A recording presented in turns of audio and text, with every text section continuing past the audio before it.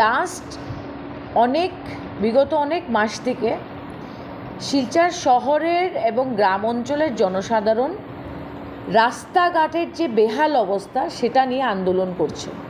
আজকে হসপিটাল রোডে আমরা দেখেছি আন্দোলন হয়েছে, বিভিন্ন জায়গায় হয়েছে, কিন্তু আজ পর্যন্ত প্রশাসন, PWD department, national highway, state গভর্নমেন্টের বা NHIDCL আমরা দেখতে পেরেছি যে বিভিন্ন রাস্তায় যে গর্ত হচ্ছে সেটা ওরা এখন পর্যন্ত রিপেয়ারিং করেনি।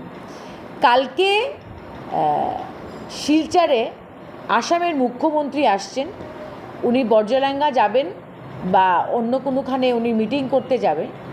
আমি প্রশাসনকে একটা অনুরোধ করছি যে এখন দেখলাম যে মধুরা পয়েন্ট থেকে যখন রংপুরের দিকে আমরা আসি কিছু গর্ত ঠিক করা হচ্ছে, মাটি ফেলা হচ্ছে।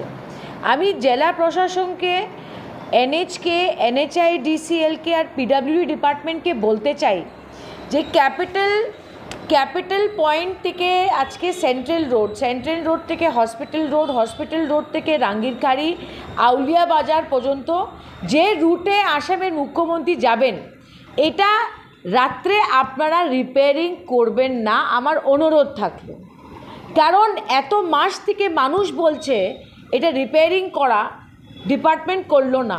মুখ্যমন্ত্রীর আগমনের জন্যে এটা রিপেয়ার করবেন না। আমি চাই আসামের মুখ্যমন্ত্রী এই রাস্তা দিয়ে গাড়ি দিয়ে, ওনার তো 50টা মতো গাড়ি থাকে, ওই গাড়িগুলো দিয়ে বুঝবে যে শিলচর শহরের মানুষ কী অবস্থায় আছে রাস্তাঘাটের ব্যাপারে।